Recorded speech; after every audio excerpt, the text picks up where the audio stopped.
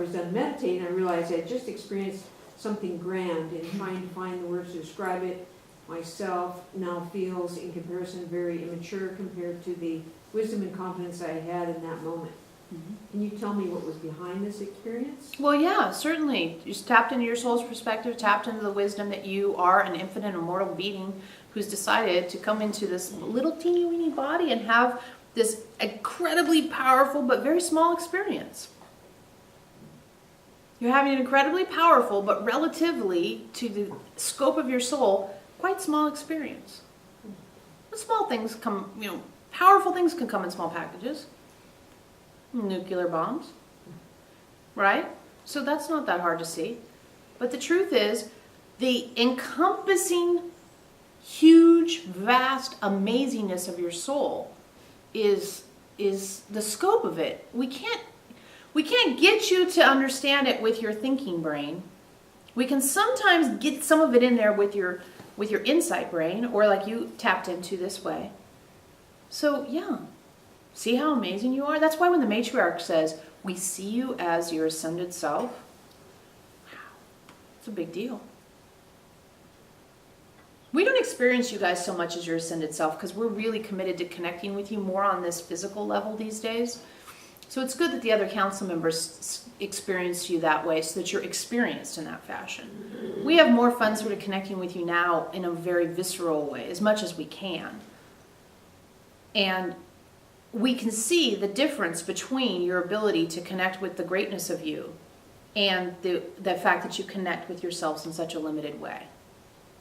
We can see that and we understand, but we keep reminding you, this isn't all you are.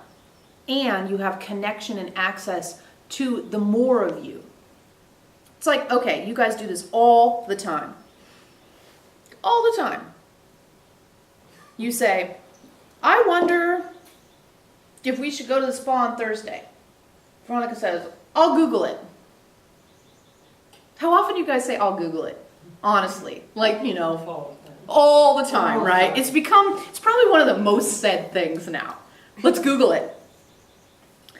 Which is a very funny word. We're not going to go there, though. It's late in the meeting. We're not allowed to think about why it's Google of all words. All over the world? Anyway, so I'll Google it. This is what we want for you spiritually. Do you understand? Think about when you couldn't Google things. Just flashback for a second. We know it's terrifying. That's the thinking mind. The ability to Google is like opening up to insight. I can Google it. Anything I want to know, right? Literally. Any question you guys could come up with right now about, the world and stuff. Just Google it. And in an instant, literally, it's crazy. 4 million different versions of answers about it. And the discernment really is the new thing. It's not, can I get the information? It's the discernment of these responses I find on Google, which one is meaningful to me? Which source do I trust? Which one do I feel is supportive to my desire? Yeah? It's the same thing.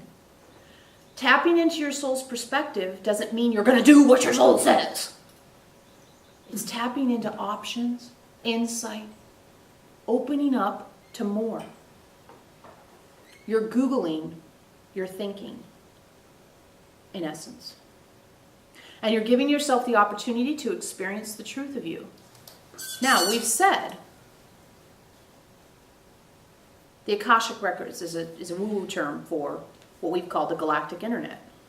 The idea that the record of all of your soul's experiences in human form, not in human form, in all the other crazy things souls do. Remember, infinite, immortal, there's a lot. That's your own little version of the internet. And when you open up to your soul's perspective, you can tap into that. And it really can happen. The thing that's in the way most of the time is change is scary. Change is scary. And changing from before Google to Google, well, Mary knows how hard it is for people. Some people are still trying to figure out what the hell Google is. And other people Google every day, all day long.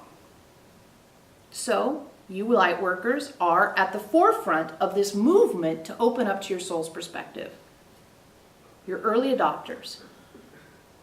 And just like the internet had to kind of get sorted itself out, you're sorting out how this actually interfaces well with the human form.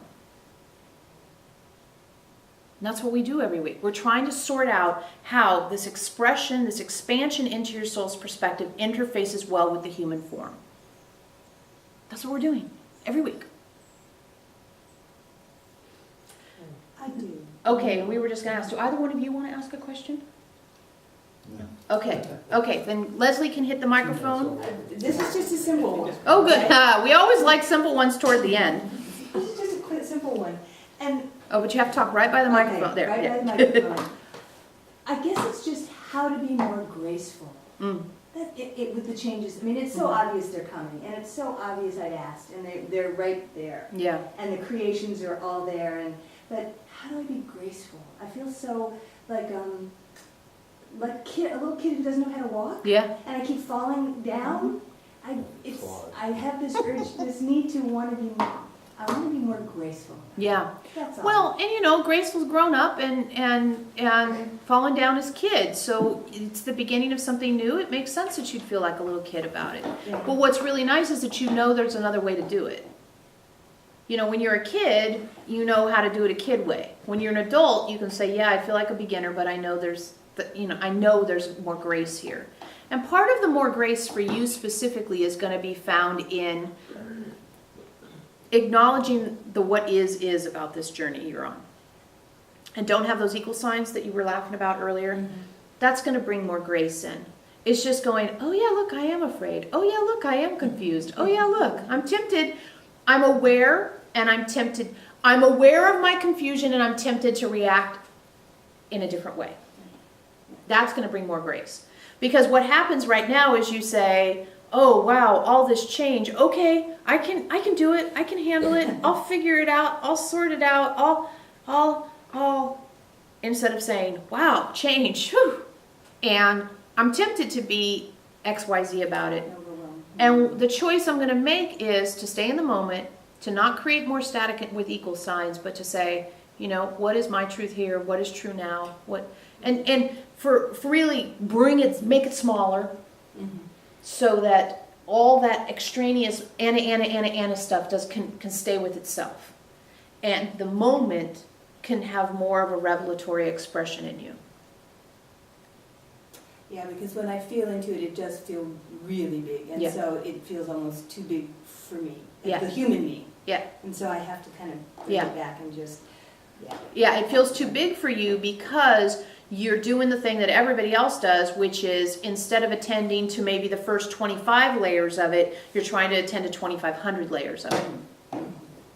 And we'd like you guys to see it down to more like 25. Right, that makes... Wait, we just said 25, 2,500.